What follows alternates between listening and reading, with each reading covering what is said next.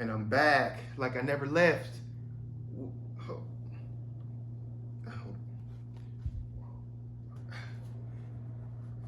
There we go. I'm back like I never left, people. So, the last time we spoke, I was telling a story about my experience doing mediumship, psychic development and mediumship for the first time.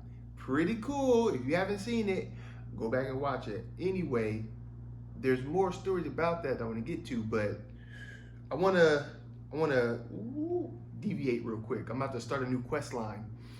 Anybody that plays games might be familiar with that term. I'll start a new quest line real quick because there's things that lead into the spiritual journey that kind of stem from an emotional journey and something that I just now today, well not today, but this year overcame finally, and very important stuff. So the year is 2019, yeah, no, 2018.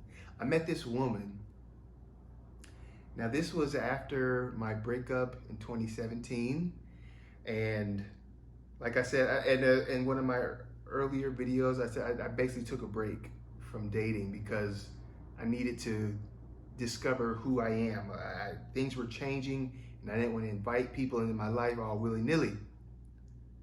So I took like pretty much the entire year, and I met this woman at the end of 2017 going into 2018, and so I was still like, I'm not, what am I doing? I don't know, So we date and we hang out, all the time. It's one of those things that actually become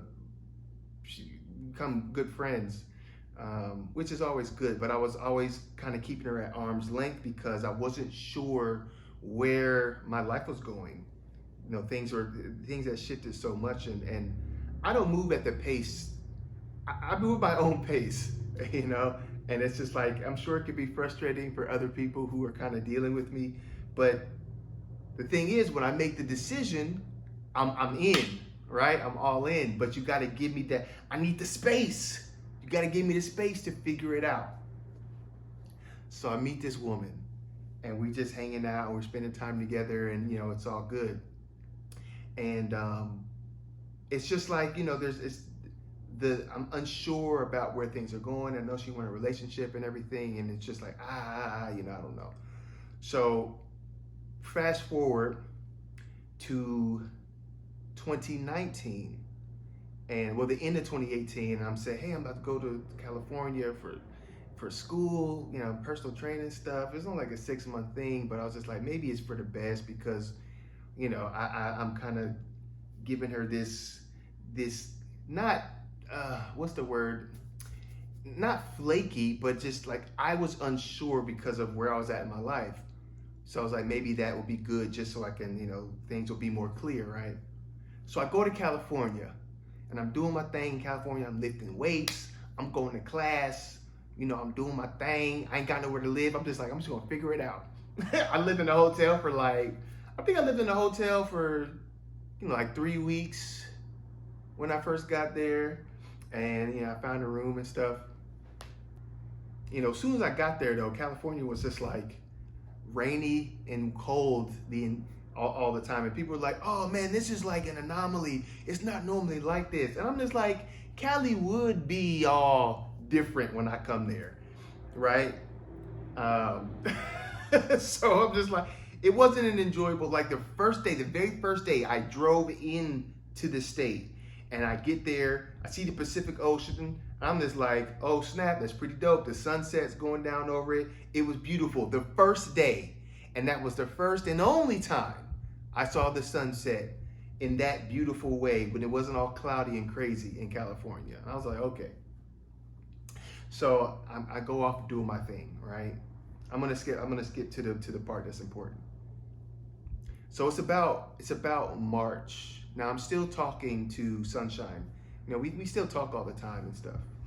Um, I'm just telling her about my experience so far in California. And one day, I'm sitting in class, and I look on the telephone, on the cellular telephone, and I see that she was with a guy, with another man, and I was just like, wait a minute, what's going on? And I think they were indicating that they were dating or whatever, and it was crazy because it was like a horror movie, and just in the way that as soon as I saw that, it wasn't jealousy that came up. It was I just made a terrible mistake. I made a terrible mistake, and it was like this 2 foot 2 foot thick glass glass panel was between me and her, and not only was a glass panel 2 feet thick, but it was getting thicker. It was just like 2 feet, then 3 feet. And I kept getting further away, and I could see her very clearly, but it kept getting further and further away. And then after that, I was emotionally destitute. I felt like my life was falling apart.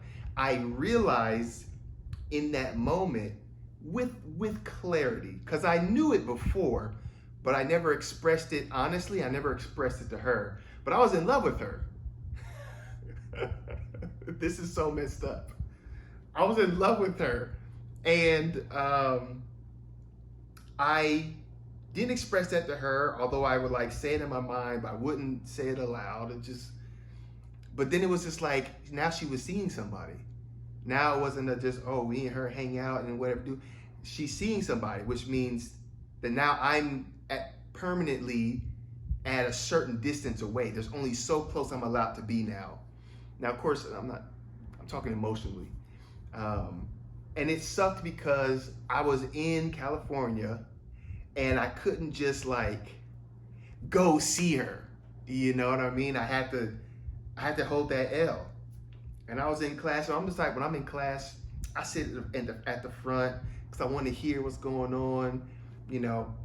I made a new friend that I would sit next to all the time, and we would, shoot the breeze and whatever. But this day, I felt have you ever been emotionally drained to the point where like basic stuff fatigues you? I couldn't focus. I couldn't pay attention in class.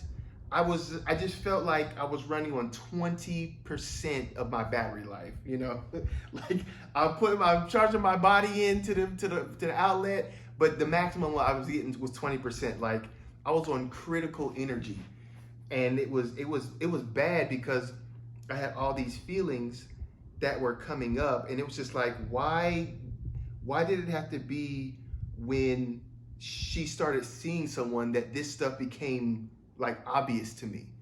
Because it wasn't obvious before. Like it was like under the surface a little bit, and I couldn't readily see it. So it was like when she was no longer within reach, that it was like, hey, there you go. And I was just like, oh my gosh. So I was in class, and I would have to. The teacher would like ask me questions, and this is something that I really enjoy, exercise and training and stuff. So normally I'm very, I'm right here. But I remember he asked me a question, and I had to be, it was to the point, my energy was so low that I couldn't even fake it to be present. I was there, but I wasn't present.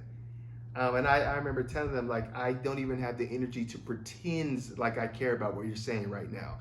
And I meant that with all due respect. I was going through something, and I couldn't muster up the energy to put on a mask. And this really speaks to authenticity and how freeing it is, how much more energy you have when you're being your true self. And this it really became obvious to me during this time, because when I was emotionally just drained, I didn't have enough energy to fake something. Like when you've got 100% and you're dealing with folks that you don't want to deal with, Yeah, you can put on a mask. It drains your energy a little bit, but you can put on a mask. So let's say you go from 100 down to like 80, 85. You can do that when you have more energy. You can do things you don't want to do when you have more energy. It drains you more, but you can do it. When your energy's on critical, you really can't fake that kind of stuff. It's just like I can't fake it. I don't have the energy to fake this. That's how drained I was. And it went on for, see, this was, at this point I was about two months into the program, so only had 4 months, 4 months left until I was going to go home. But it felt like forever, and it felt like, I just felt like if I could get there, if I could see her, if I could hug her, if I could close that distance, that I could, that I could get back in, because it's just like, hey, we've got history, you know what I mean? We've got history, right? That's what I'm thinking. We got history. Yes, I made a mistake. This is what, at least I thought. I made a mistake. I should have at least, say, hey, yeah, I'm going to California for 6 months, but like, let's be in a relationship. I can visit you, you can visit me. It's not a big deal. It's only 6 months. Not a big deal, But I don't know. So it was a thing where I would have to go out into the hallway during breaks or just excuse myself, and I would literally go out into the hallway so I could cry. Now, I'm an emotional man. I'm not like overly emotional. I'm not like everything is woe is me. But there was a time in my life where it was about 3 or 4 years where I literally could not cry. I could not actually get tears to come out of my face. And it was, there are times when you need to cry. There are times when you need to let that energy flow, because crying is an emotional detox. You get emotions. Emotions is chemistry in your body. And one of the way that you can release that chemistry, that excess energy, is through crying. That's why after you cry, you feel better because it's an emotional detox. So there was a time where I couldn't cry for about 4 years, and it was a different type of frustration. So at this point, I could cry, and it was good, because I don't know how I would have, if I couldn't let that out during this time, it probably would have got really bad. But I would go out to the hallway, excuse myself so I could cry, and just to kind of like do the best I can until class will be over, because at this point I literally didn't know what to do, how to console myself, how to soothe. I didn't have anybody to talk to about it, because everybody has stuff going on, but some people just aren't.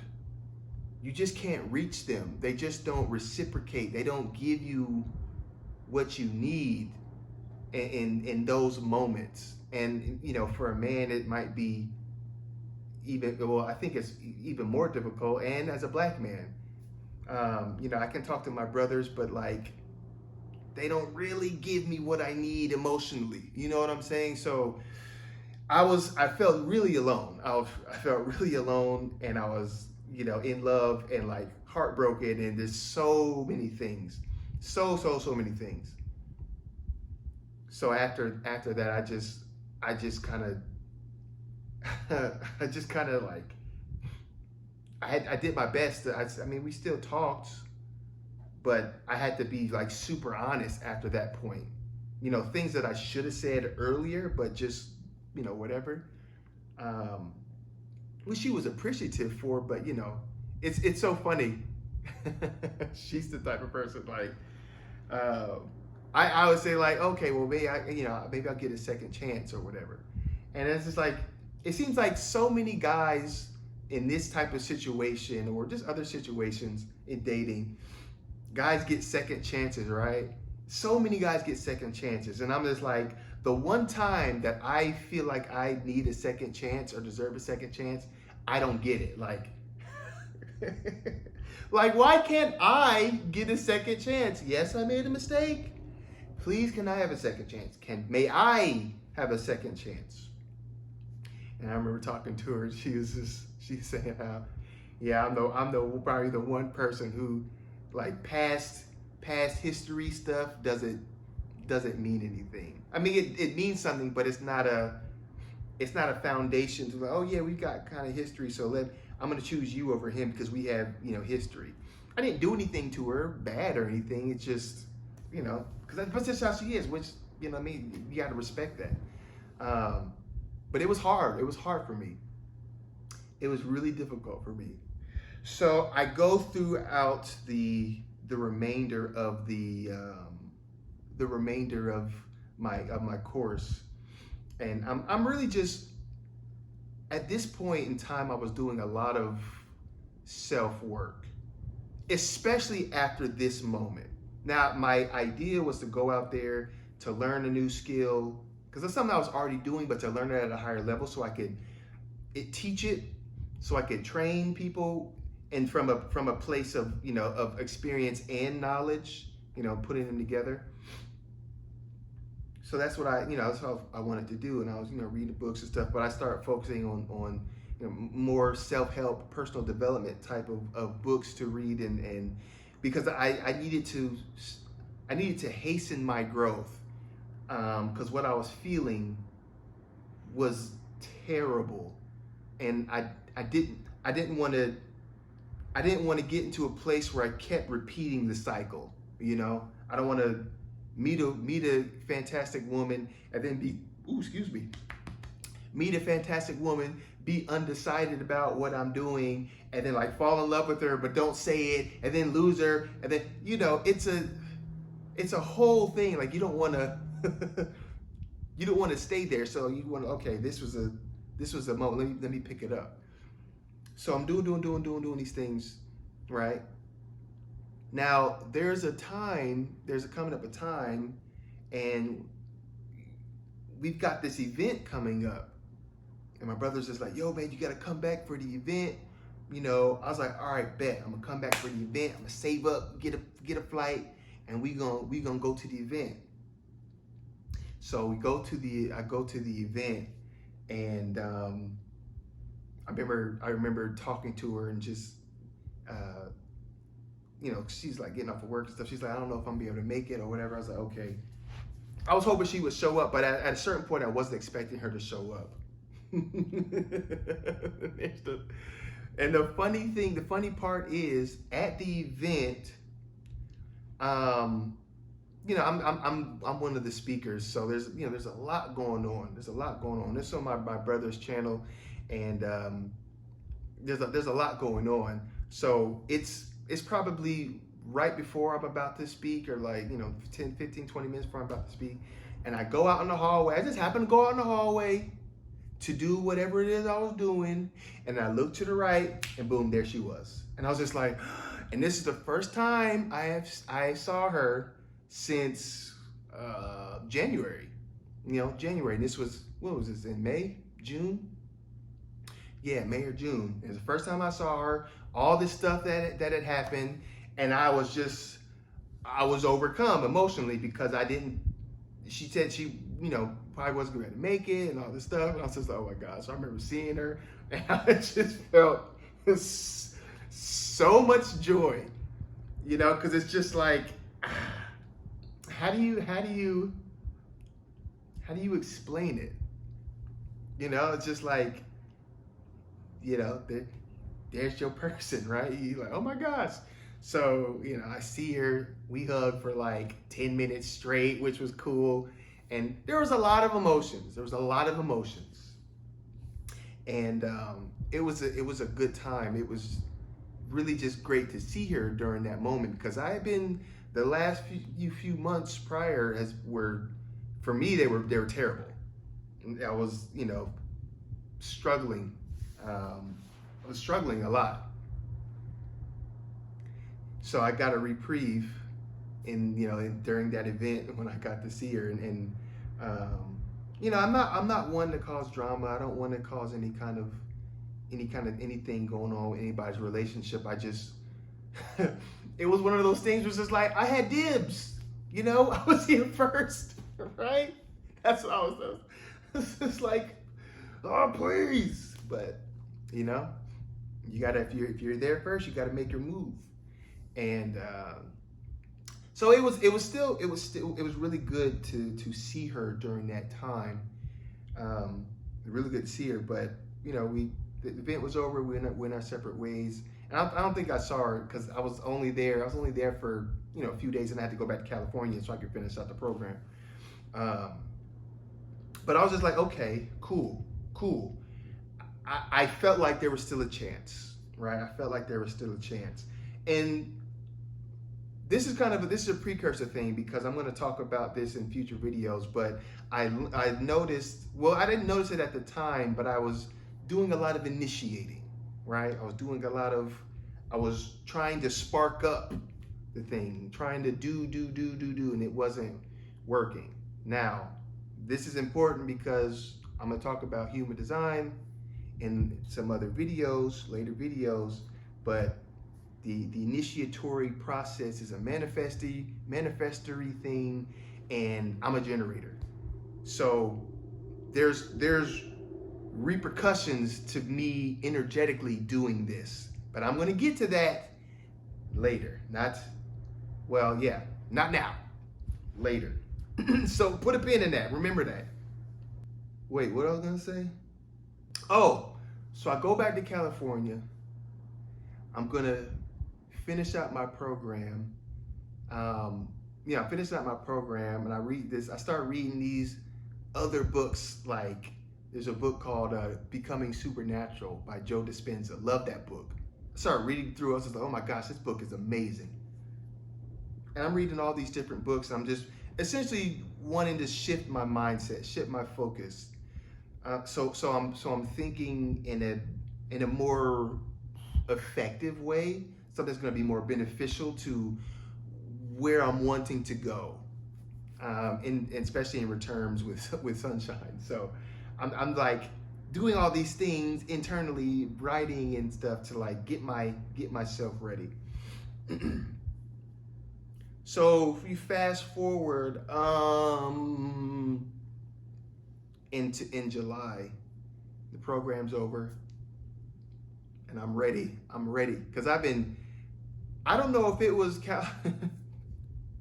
I don't know if it was like the first couple of days that set the tone for the entire stay, or simply the fact that I experienced a heartbreak in California. But California sucked to me when I was there. I did not like it at all. And but I'm definitely the type, just to be fair, I'm definitely the type that will condemn an entire state based off the experience of one location. That's definitely me. Which, you know, it's not. Maybe I should be more fair, but I already did it to New York and California as well. So, you know, look, don't test me. You know, I'm a kind, loving guy. Don't test me. I don't need that. So it was the last day of class. I didn't sleep more than, I don't think I slept at all. I think it was like an hour or not at all, because I don't know. I was literally counting down the days. I had these Post-it notes that I put on the wall, 10, 9, 8, 7, 6, 5, 4, the days, counting down the days so I can get out of there. I go to class for the last day, we get our diplomas, and we say goodbye, we take pictures, blah, blah, blah, all gravy. We're there for like an hour, you know, it's all good. I go from the class straight in my car, and I get on the road to go back. Very easy. It wasn't an easy drive. It was an easy drive. It was a long drive, 20 hours. But it was easy because the first 748 miles was literally just go straight. I was just like, oh, okay, bet, I can do that. Didn't have to think about it. So I'm driving. Back.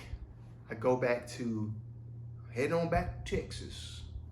And I'm very happy to go, very happy to be going home. For a number of different reasons, not just her, but California, it was cold all the time to me. It was cold all the time. It was cloudy all the time. I'm just like, the sun is never out here. It was just, you know, I was over it. So I go back to Texas, and And now I'm just like, all right, I'm a man on a mission. It's July. I'm a man on a mission, and my heart needs some TLC, okay? Some tender loving care. So we got to get this thing going. All right, guys, stay tuned for part 2. I'll see you on the next one. There is no outro.